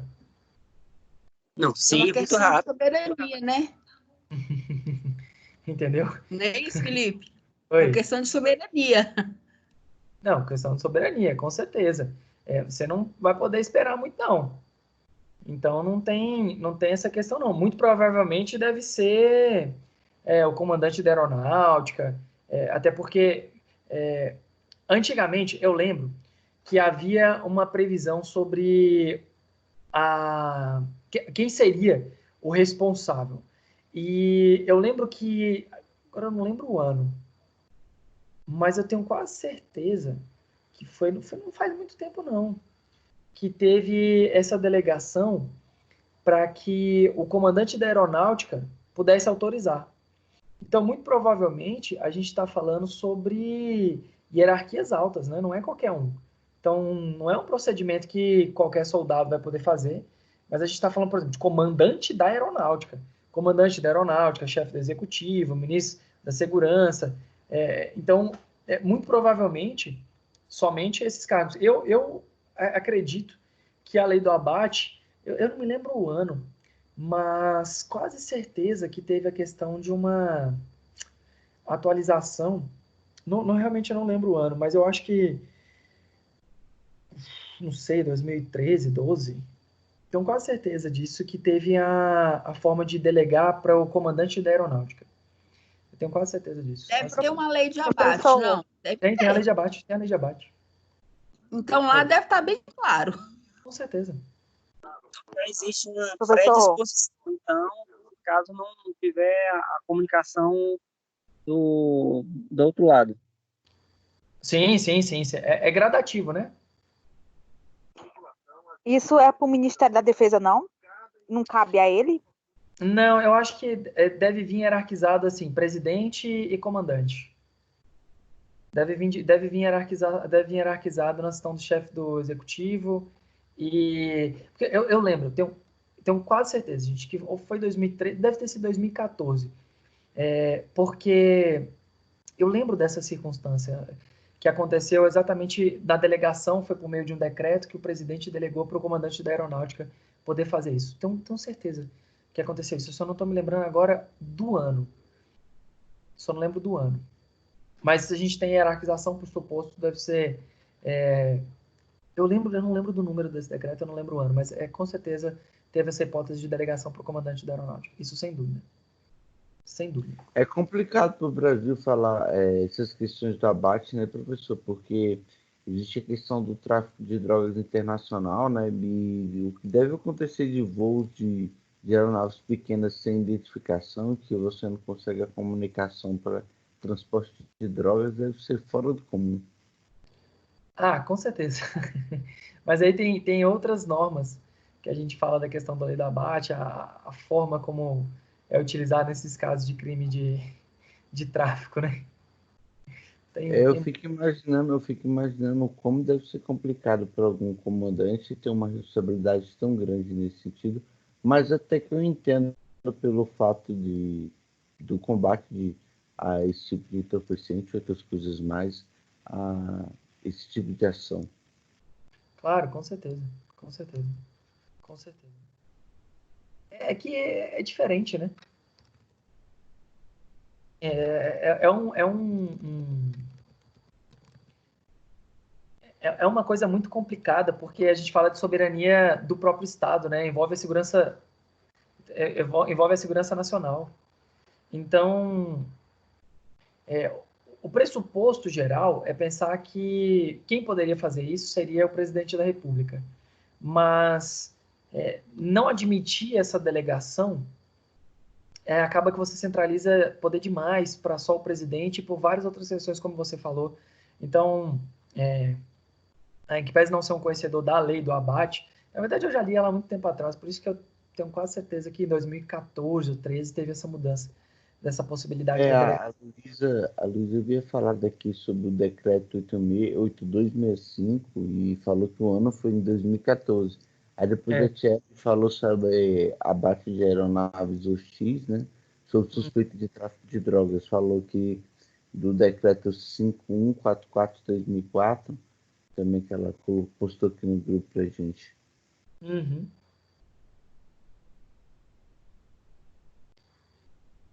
Essa é uma normativa muito específica e super interessante sobre a questão da delegação, né? Então, muito legal, é muito legal. Essa é uma parte, gente, que quem tivesse interesse de se especializar nisso aí, realmente é muito fera. Eu acho massa esses direitos que são mais exclusivos, assim, que não são tão trabalhados. São os direitos especiais, jurisdição especial, né? Como um todo. Eu acho que vale muito a pena. Bem, enfim. Nossa, faltam 3 slides para a gente terminar. Deixa eu ver aqui. A Luísa colocou que parece que o presidente da República assinou outro em 2019, revogando aquele anterior, Lu? O de 2014?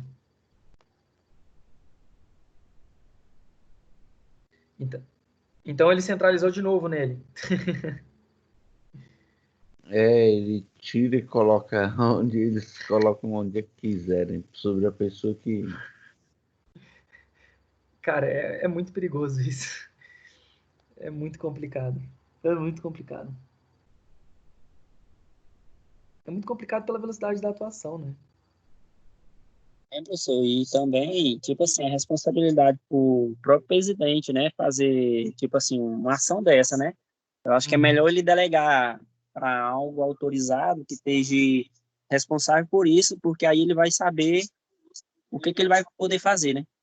Eu acho perigoso porque acaba que coloca mais responsabilidades no presidente e, eventualmente, assumir tais responsabilidades também, né?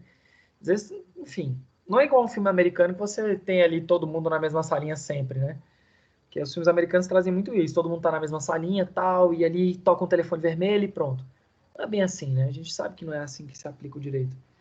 Mas, enfim, obviamente, isso que o N falou sobre a questão de tráfico, de abate de aeronaves para tráfico, o que a gente tem é subnotificação, né? A gente nunca vai ter, de fato, todas as informações que acontecem. A gente tem aquilo que é midiático que aparece. Bem, aos que passaram aqui informação, Luísa, Tchelle, muito obrigado, vocês contribuíram bastante com a aula, agradeço imensamente. Bem, para a gente encerrar, só 3 outros pontos. Professor, e o espaço extraterrestre? Por exemplo, a Lua, Marte, as órbitas dos satélites, tem um direito extraterrestre? Galera, pasme, existem regulamentações extra-atmosféricas, mas elas são simples. Quer dizer o seguinte, a partir do momento que a gente teve ali o primeiro satélite dentro do espaço extra-atmosférico, começaram a se indagar sobre eventuais responsabilidades e eventuais direitos sobre isso. Então, começou a discutir sobre direito interplanetário, direito atmosférico, alienígena. E chegaram-se à conclusão que haveria sim a necessidade de trazer uma regulamentação sobre isso, mas que essa regulamentação ela trouxesse, em especial, disposições de que dassem acesso ao espaço atmosférico, extra-atmosférico, que ninguém exerceria propriedade ou anexação e que qualquer desenvolvimento, investigação ou benefício que se recolha fora do espaço atmosférico deveria ser revertido em prol da humanidade. Então, a disposição maior é essa possibilidade de acesso, sem qualquer tipo de ideia de anexação, e que aquilo que foi obtido fora seja revertido em prol da humanidade. Porque faz muito sentido isso a partir do momento que você pensar que... Imagina se todo o país inventasse de jogar um satélite para estar transitando na órbita terrestre. Obviamente, ia acontecer uma sucessiva cadência de choques, de eventualmente um satélite cair e poder causar algum dano. Então, foi necessário que esses benefícios, esses proveitos, essas evoluções, elas tivessem essa facilidade na comunicação com o ambiente, com a Terra como um todo, né? Então, as entidades governamentais instituíram essas possibilidades para benefício em prol da humanidade. Claro, isso a gente está falando agora, né? A gente nunca sabe também se eventualmente daqui a pouco alguém conseguir um metal na Lua e uma coisa que seja muito diferenciada e daqui a pouco torna-se uma busca comercial. Digamos que encontra-se uma pedra preciosa que só tem na Lua. Então essa exploração ela passa a ter um caráter comercial e obviamente a gente teria que repensar isso daí. Mas a priori o que se tem é justamente em proveito total da humanidade. Professor, tem um exemplo disso, que foi feita alguma coisa no espaço extra-atmosférico que ajudou a humanidade? Tem satélite. Que para todos. Sim. Verdade. Quando você lança um satélite, eu não sei se vocês já perceberam isso, mas o satélite, ele não fica atrelado somente a um país. São vários países que contratam o uso daquele satélite. Mas alguém fica recebendo, não? Quem lançou? Quem colocou ele lá? Sim, mas você permite o acesso a ele. Você sim. não pode tornar exclusivo, entendeu? Uhum. É isso. Mais alguma dúvida? Essa parte é muito legal. No caso do... Você sabe que lá lança muito lixo, né? E geralmente fica aí, de vez em quando acaba caindo, né? Você vê uma espécie de meteoro, alguma coisa. Nesse caso, trazendo um problema com a cidade, com a casa, alguma coisa do tipo, quem é que fica na responsabilidade desse deixa eu ver aqui. meteoro cair, suponhamos? Por enquanto, Francivaldo, não é viável lançar lixo não, viu? E ainda que se lance lixo, por exemplo, digamos, vamos pensar nas estações espaciais. Professor, existe estação espacial? Sim, existe gente que fica lá na órbita. Quando de eventuais descartes, galera, quando ele entra, o atrito com o ar faz com que ele despedace.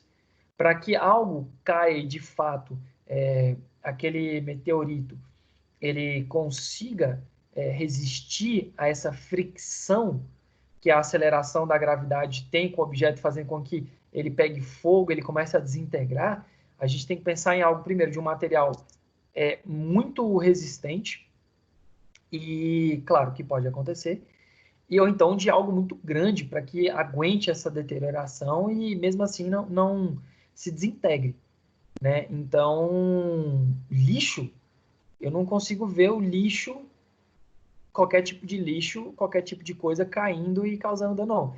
Agora, se você pensar, tipo, satélite, um satélite caiu. Aí aquele que eventualmente tiver lançado, vai ter que ser apurado se foi por alguma circunstância que tinha um controle ou não, se havia dolo naquilo ali, e, obviamente, verificar a possibilidade de reparação civil internacional. Mas a reparação civil internacional, ela pressupõe ato ilícito e dano, e nexo de causalidade. Entendeu? Isso, professor, mas quando eu estou falando lixo, não é lixo igual aqui na Terra, não. São pedaços, entendeu? Eu não sei se é ferro ou alguma coisa. Eu já vi cair e um pedaço grande, parece uma bola do tipo, né? E quando foram ver, estava energizado, aquela coisa toda, aí chamou até um engenheiro e falou que era lixo, entendeu? Espacial, que de vez em quando, entendeu? Na órbita tá lá, acaba descendo de lá para cá e, tipo assim, não escolhe o local, pode cair em qualquer lugar, né? É difícil identificar de onde veio isso aí, né? É quase impossível, né, professor? É um pouco difícil identificar isso aí.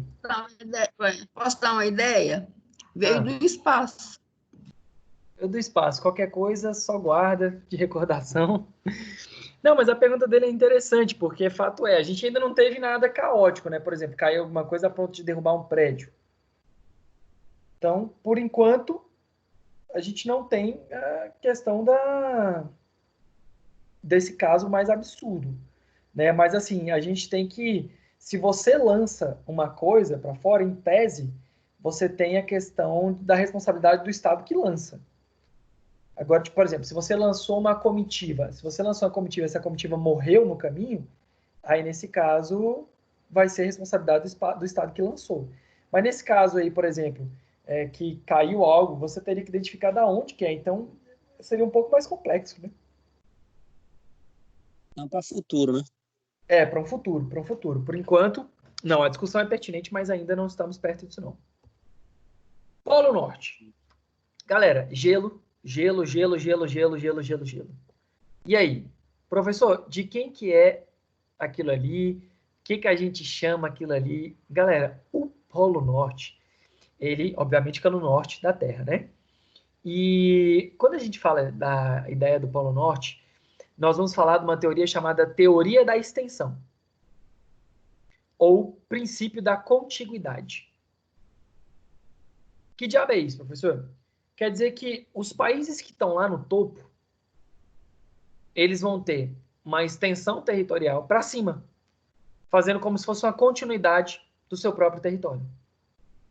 Então, a gente pega ali, até coloquei aqui os exemplos do Canadá, Dinamarca, Rússia, eles se prolongam continuando falando que ali, naquelas projeções acima, seriam uma continuidade do seu território, da sua soberania. Professor, mas não seria muito arbitrário os países autodeclararem isso? Mas é porque o Polo Norte ele ainda não atrai nenhum interesse econômico, né? Então, nesse ponto, ninguém contestou. O livro do Rezec, que também é muito bom, não estou com ele aqui agora para mostrar para vocês, fala sobre a questão da teoria da contiguidade, o princípio da contiguidade e a teoria da extensão, e exatamente pela ausência da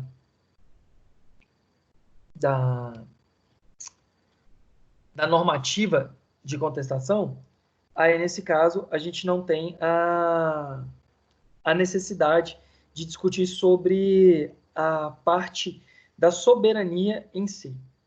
Bom, então essa ideia é referente ao Polo Norte, ou chamado de Ártico, tá bom? Nesse caso a gente não teria essa probabilidade, essa possibilidade de estar discutindo, porque de fato ela ainda não é ainda não é um objeto de discussão, mas foi autoproclamado. Por fim, a Antártica. Bem, a ideia da Antártica, ela é chamada de Zona Polar da Antártida. E aí é muito interessante porque parte dos doutrinadores eles fazem essa distinção sobre a ideia de Antártica e o Polo Norte, Polo Sul Antártida. O Paulo Portela ele vai usar a Antártida como referência. E o Celso de Mello ele vai ter no seu livro a ideia da Antártica. O que vocês vão utilizar? Depende. Eu particularmente sugiro que quando forem utilizar para sentido de polo, utilize polo Antártida. Se você utilizar Antártica, pensa como se fosse uma ilha, uma grande ilha coberta de gelo. Então, Antártica na ideia de ilha e Antártida na ideia do polo sul, como se fosse fazer uma polarização. Em suma, não é como se um tivesse certo ou errado. Na verdade, os doutrinadores ainda chamam cada um de um jeito, mas não teria maiores prejuízos não, tá? Se eventualmente utilizarem a outra nomenclatura. Eu só esqueci de botar aqui para vocês a questão do polo da Antártida, tá bom? Porque tem um tratado que é Tratado Antártico, que diz sobre as estipulações, que diz como vão ser o uso da Antártica. Em suma, a Antártica ela já tem uma possibilidade maior de interferência dos outros países. Então, esse Tratado da Antártica, ou Tratado Antártico, ele diz que ela vai servir para proveito da comunidade mundial, mas que você não pode utilizar ela para fins militares. Ela só pode ser utilizada para fins pacíficos. O fato de você não estar usando não pode acarretar numa hipótese de renúncia, não pode ser utilizado como testes militares, nem a construção de bases militares, não pode, no que concerne a exploração, não pode haver exploração predatória. Então, ali há algumas disposições gerais que são em prol da humanidade, né? Então, ali permite-se a liberdade de pesquisa, a vedação dos usos militares. Então, basicamente, é como se fosse um patrimônio da humanidade, mas com algumas restrições, com algumas regrinhas. Okay? E o tratado, obviamente, é o tratado mais importante, é esse Tratado Antártico, ou então o Tratado da Antártica, que traz essas projeções dessas regrinhas básicas, tá bom? Então, basicamente seria isso. Basicamente seria isso. Sobre a Antártica, o Tratado Antártico é o grande ponto nodal. Pô, professor, mas é tão frustrante, só tem isso. É porque, em tese, a exploração econômica dali, ela ainda não foi desenvolvida ao ponto de que as pessoas desempenhassem interesse para isso. Por isso que, via de regra, a gente tem umas disposições genéricas em prol da humanidade.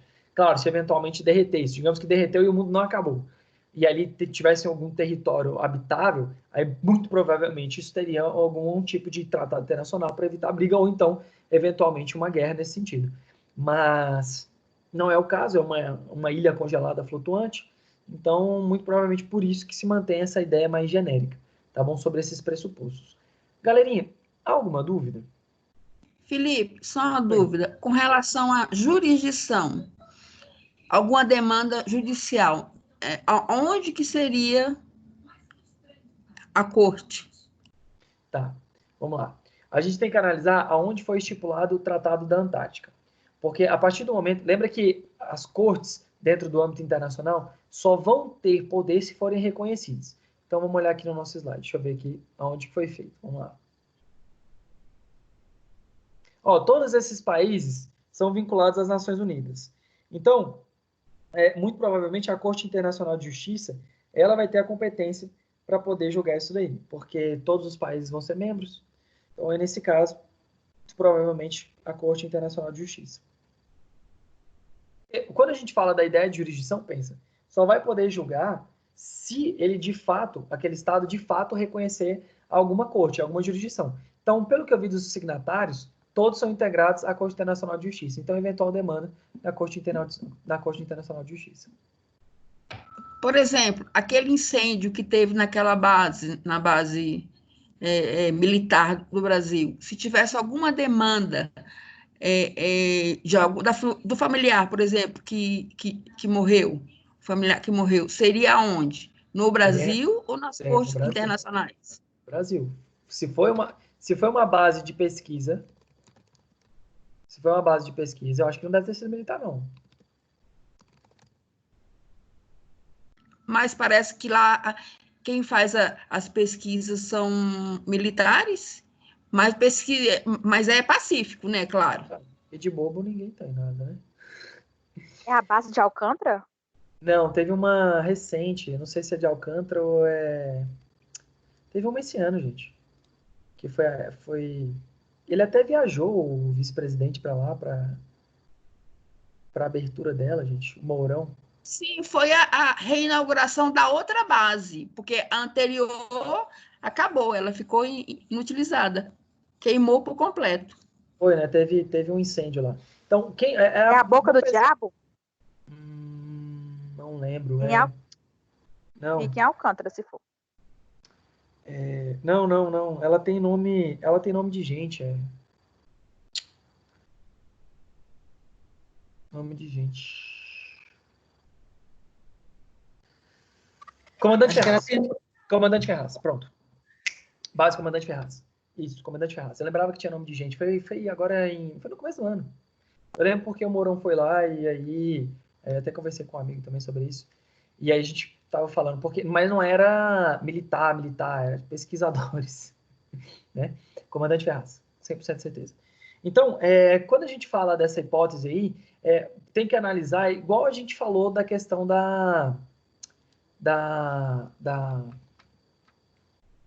oh, meu Deus.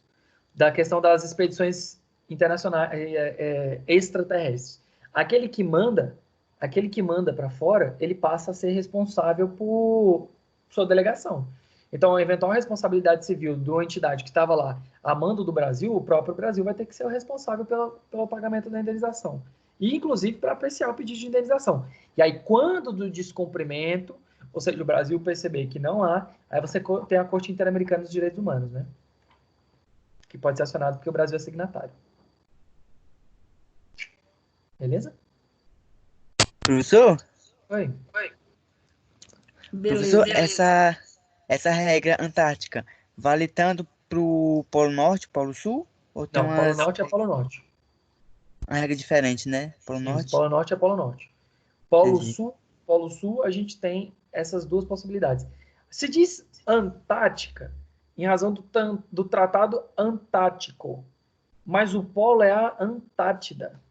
Então, não teria nenhum prejuízo, não, chamar de um ou de outro. Entendi. Beleza. Gurizada, alguma dúvida? Só na hora da prova. Show. Deixa eu ver o conteúdo da próxima aula. Próxima aula a gente vai falar sobre responsabilidade internacional. Felipe, passa o material, por favor, para a gente dar uma lidazinha antes. Por favor. Mas eu faço material Seria top. Mas eu faço material no dia. Eu consigo passar algumas horas antes. Mas era bom a gente ler antes, porque não é muito fácil. Não é um pouquinho complexo, né? E aí a gente consegue dar uma pesquisada, tipo, pelo menos nessas coisas mais abstratas, principalmente que essa matéria que a gente está trabalhando ainda é muito, tipo, fora da nossa realidade. E talvez a gente dá uma lida nisso antes. E Alexandria, lembra um pedido que a Beatriz fez há 3 aulas atrás? Para que eu falasse qual era a matéria que eu fosse dar na aula seguinte? Desde quando ela pediu isso, eu tenho falado todas as aulas. Exatamente. Eu acho que é 3 aulas, enfim. Verdade, professor, verdade. Então, o que eu tenho feito? Eu tenho falado sempre a aula seguinte. Porque o que vai acontecer? Licença, Felipe. Não, já ajuda muito. O que vai acontecer? Vai acumular matéria. É isso que vai acontecer. Eu não posso acumular matéria, não, porque eu não tirei nem 50% da tua nota. Mas, Alexandre, está acumulando porque você não está estudando antes. Eu estou falando toda vez antes. Meu querido, eu trabalho. Eu estou pagando R$600 pro povo aí, eu trabalho, entendeu? Eu preciso estudar. Senão eu não vou conseguir passar em você. Tá barato, tá pagando barato. Você é meta, tá? E eu cumpro as minhas metas. Então, a meta vai ser o seguinte: sempre estude antes do que eu estou falando para tu estudar. E que o meu material seja um apoio pós-aula.